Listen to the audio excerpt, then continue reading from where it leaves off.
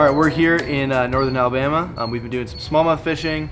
For those of you guys who don't know, this is Adam from Blue Line Flies. These guys run a fly tying company, which was started kind of out of necessity down here because of a lack of fly shops and everything. The smallmouth fly fishing is something that's pretty new to me, as you guys know, who watch the channel and watch my videos. So it's been cool because coming down here, Adam and Steve, this is what they grew up on, and this is kind of their niche. This is their thing, and so they're very knowledgeable about it. We just want to help you guys out by answering a couple of really frequently asked questions that we get, both emails, Instagram DMs, things like that. The three most popular questions that you guys have for us is what flies to use, what gear to use, and where to target smallmouth at. So that's kind of, Scotty and I got to talking about that. We wanted to put together a video to help you guys out, kind of get in front of answering some of these questions for you. We're really excited to share that with you. Really hope it helps elevate your smallmouth game if you're already enjoying smallmouth fishing.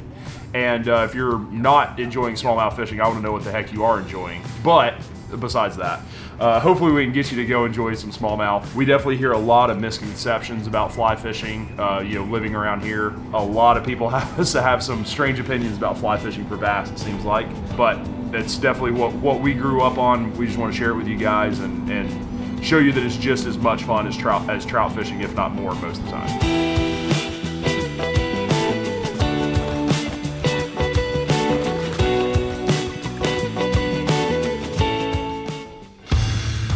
All right, so first tip that we've got for you guys is obviously just make sure you're fishing the right water. If your fly's not getting where the fish are, you're not gonna have a lot of success. Oh, that was sick. So first off, make sure there's smallmouth in the area. Talk to some locals if you're not from there. There's a lot of good resources to figure out where these fish live. And then you can fish them there or even in the tributaries. A lot of times they'll hang out in lakes and stuff and also migrate up the tributaries. So that's a great spot to try to find these fish.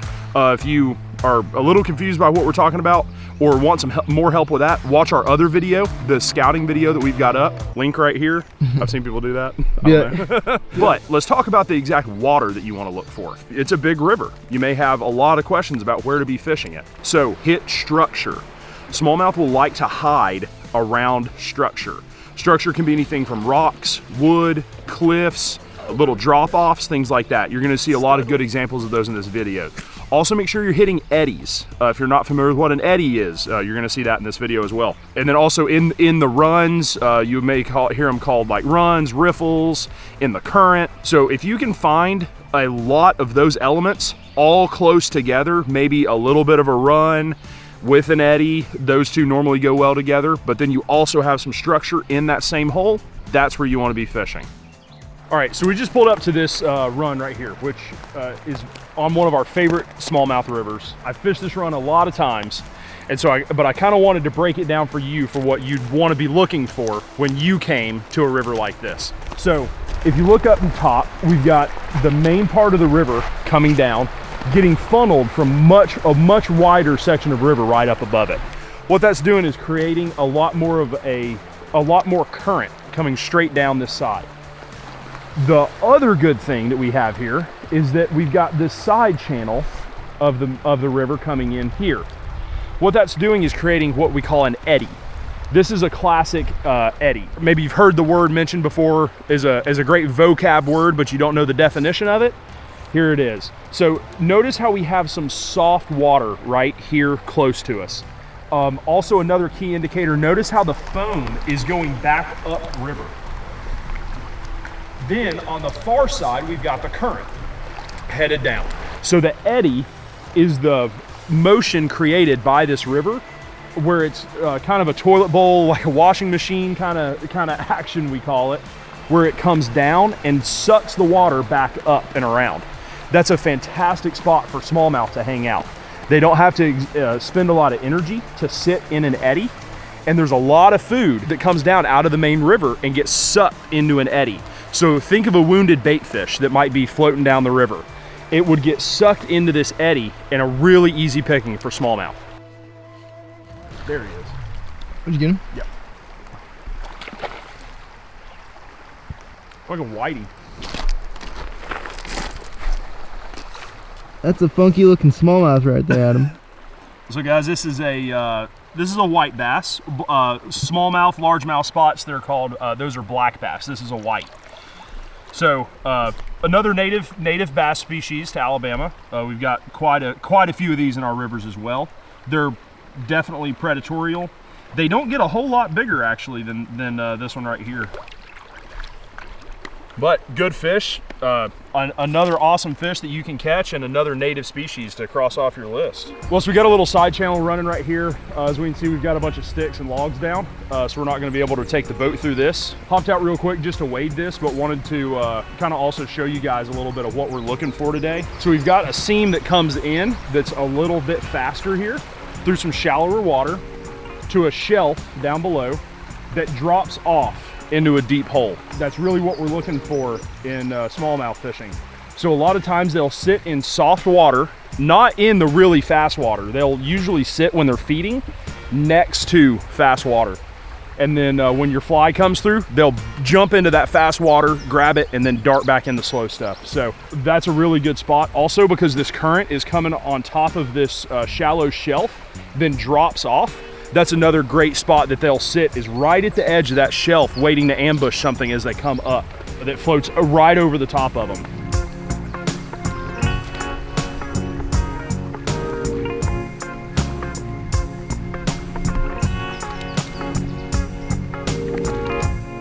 So we're just gonna toss this guy back in the swifter water right here, and he's off like a rocket. That was a cool fish. He was textbook, right where he's supposed to be with this drop off. You can see there's a little bit of a back eddy coming back around. Bait fish will sit right here in this slower water, especially if any wounded bait fish or anything injured's in here. They'll get swept back around by this eddy, back up right by this tree. Gives them a lot of space to hide, a lot of cover in there, and they can come out and ambush some hurt minnows. So that's exactly what we did.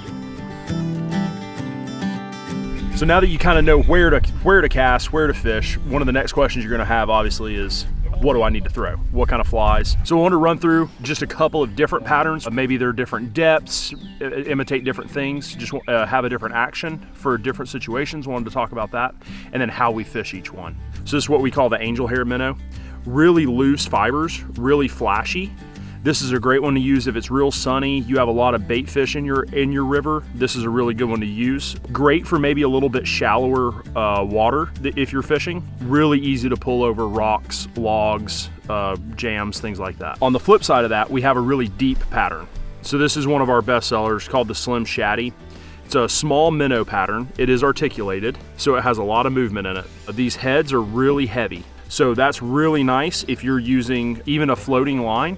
This guy will get pretty deep, but if you pair it with a really heavy sink tip, you can fish the deepest of holes. Like this one behind us is a really great one to throw a really heavy fly in. So this is one of my absolute favorite trout flies that we sell, but this is called the Madison Sculpin. It's also a fantastic bass pattern. Even though we designed it for trout, both smallmouth and say brown trout are both pretty predatory creatures. They like to ambush prey, and this is a really great one to use for that. Another one that a lot of people really like is, this is our best-selling crawfish pattern. This is called the Creaky Crawly. Kind of a smaller crawfish.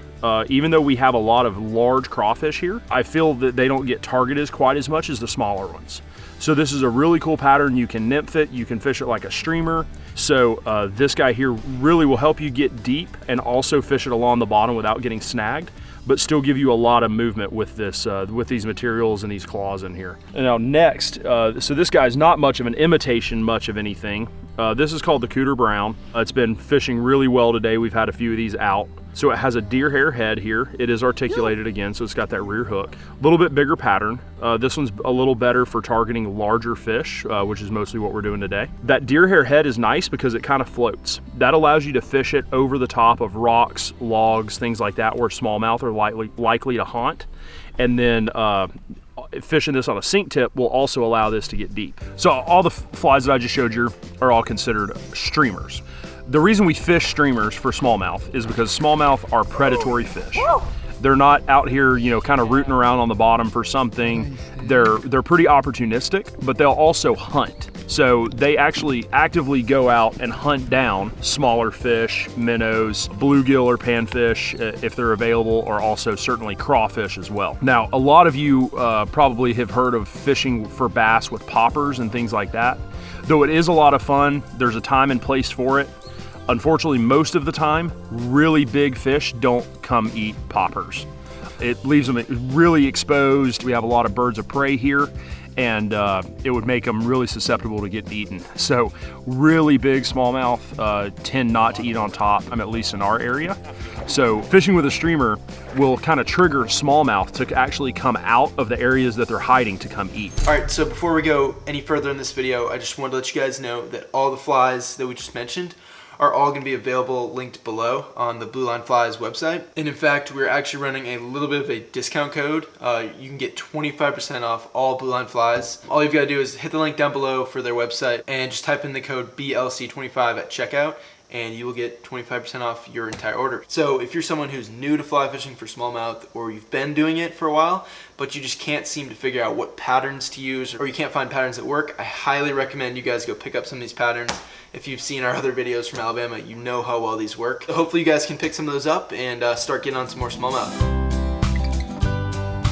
One of the other questions that we get asked all the time is leaders. I wanted to kind of simplify and show you guys what kind of leader system we use. Again, it's not the only one on the world that I'm going to say works. It's just what works for us. So here is our leader system. So I have a short piece of some pretty heavy tippet here. Depending upon what kind of flies I'm using, this may be 20, 25 pounds. On one side is a perfection loop. On the other side is a swivel. So this is one of the Blue Line Flies micro swivels here, really small. Doesn't affect your sink rate or your casting at all, but it definitely has a pound test on this one of about 60 pounds. So will never fail on you. Then on the other side of that is just a clinch knot to a slightly thinner piece. So it is tapered. So it goes from a thick piece to a thin piece over here with a non-slip mono loop tied to my streamer. So overall, the thing's not too long. I run about 3.5 feet or so. You can adjust this based upon how deep you need your fly to get, different things like that. But being able to have the taper in there to go from thick to thin really helps turn over these big flies a lot better than just a straight piece of, say, 20 pound or 15 pound or whatever. If you've ever cast your fly and you've seen your leader all kinked up, that means that your fly was spinning as it casted and it spun your leader. And so that's bad. It'll weaken your leader, give you worse presentation, and cause lots of problems for you. So that's one reason that we really love to have these swivels. Today we are using a sink tip fly line. We like to use anywhere between a 6 and an 8 weight. Most of the times we use 7s. We do have some really heavy sink tips on 8 weights. And we also keep some 8 weights in the boat for either carp or gar that we may run across that we want to target. Most of the smallmouth rods that we use are going to be 7s. That's hands down my favorite #1 go-to rod is a 7 weight. Sink tips work for us. I like to be able to get my flies a little deeper if I want to. This isn't a really heavy sink tip. It's a 250 grain that I cut in about half and then put my leader on from there. You don't have to fish a sinking line. We fish a lot of sink tips, but that's just what works for us. You guys out there that are learning may not have all the equipment that we do or that you see in our videos. That's okay. Use a floating line. It'll work just fine. But also you can purchase sinking leaders. They won't cast as well. They won't work quite as well, but definitely if you guys are really interested in getting into bass fishing and want to start fishing some streamers, pick up one of those sinking leaders and then tie this leader system that I just showed you onto it. So that'll go from your floating line to a sinking leader to this leader with the swivel in it. Most people will not get their flies deep enough. And that's one reason you may not be catching smallmouth, or you may be a little frustrated going out to a smallmouth river, is that you're likely not getting your fly deep enough. One of our next big tips is make sure that you cover a lot of water. That's not just helpful for smallmouth, but any species of fish that you're fishing as well. One of the things here is that these, especially big smallmouth, you only have your chance to present them to your fly once, maybe twice. If they're not in the hole eating your flies, they're not either receptive to what you're doing or they're not there. So if you're pretty confident after watching this video with what you're doing and your technique, then the fish aren't there. So keep moving. If you want to get big into smallmouth fishing, highly recommend some sort of little river boat. A little, like a U-boat or a belly boat they call them, a little one-man boat, little pontoon boat, kayaks, canoes, drift boat. Of course, if you're on big rivers, we use small rafts. Highly recommend you pick something like that up. Even if you love to wade, it's a great way to get from wading spot to wading spot. That way you can actually target a lot more fish. Even if you guys are just wading, there's a lot of great wading areas. Maybe one of those things, instead of getting to an area and walking at that area all day, maybe try 3 or 4 different sections of that same river from different wading accesses. And once you get in the river, you know, make sure that you're moving a lot. Don't just fish one hole extremely well. That usually won't produce as big a fish and the quantity of fish as if you were actually moving and continuing to find new holes throughout the day. So one of the things you want to really make sure that you're doing is that your presentation is right. So a key to smallmouth and any streamer fishing is that your first cast, you need to make it count.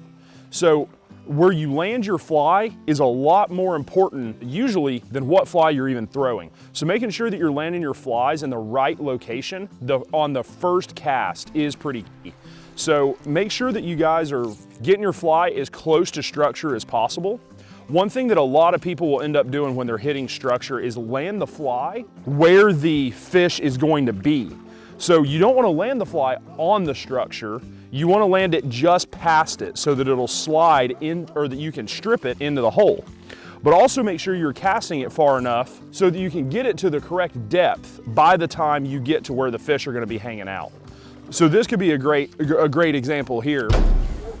Yep, fantastic. So a great example here is just make sure you get your flies way back up in there. And if you miss that first shot, don't just rip it out and cast it again, fish it. A lot of people, you know, may know where they want to put their fly and will keep trying to make that cast until it works for them. If you don't make that cast on the first shot, that's okay, but just fish it though. If you land your fly in there and rip it out right on top of the fish, especially big fish may not eat the next time you cast. So make sure you fish out your casts and make sure you're making casts that are gonna allow your fly to get to the structure that you want.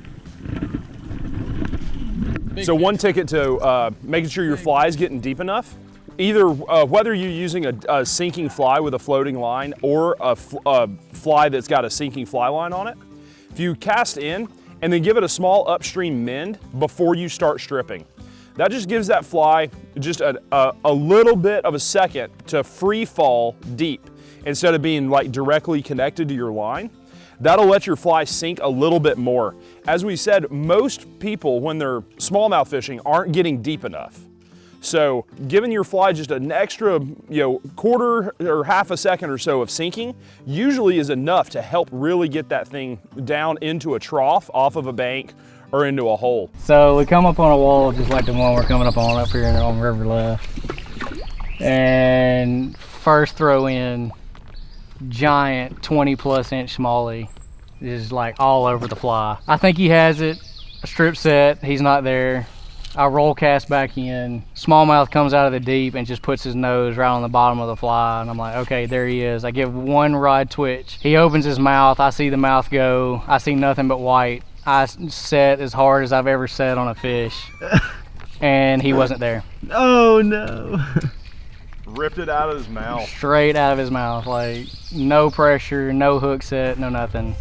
So one of my biggest pro tips, especially from the story we just heard from Jared, is that people would definitely catch more smallmouth if they couldn't see the fish eat. When you see a fish coming, whether it's a smallmouth or a trout, it's just a lot more likely to happen when you're smallmouth fishing. People tend to maybe twitch differently, strip differently, try to do something different to get the fish to eat. The absolute best tip, one of the best tips I can give you about stripping, is keep doing what you were doing that got that fish interested in the first place. don't try to change it up and do anything different at that point, because they decided to chase it or try to eat it for a reason. So just keep that strip. Now, a lot of times they will eat if you kill the fly. So just let it go slack and then keep stripping again. But continue that same stripping method. Don't change it up too much.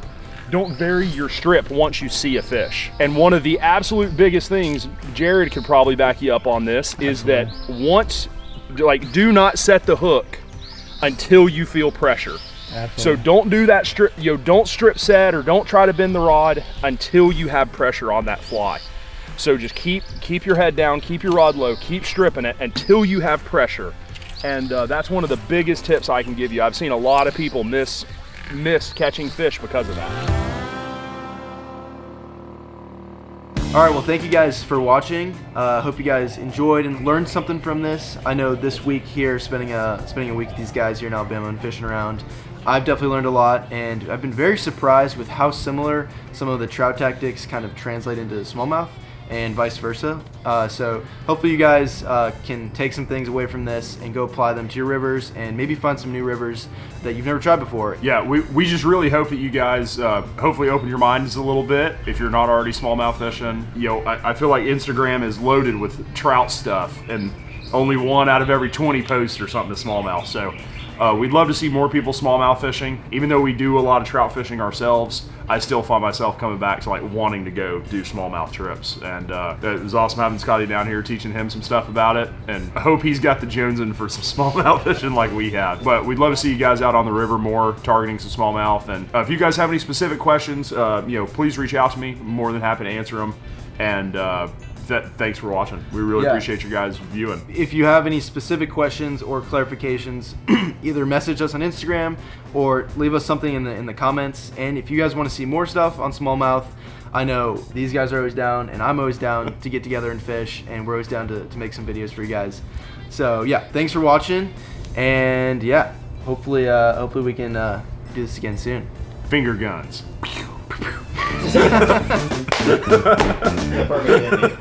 Perfect. You rolling? Yeah. Okay. All right. So we just got here to this new trough.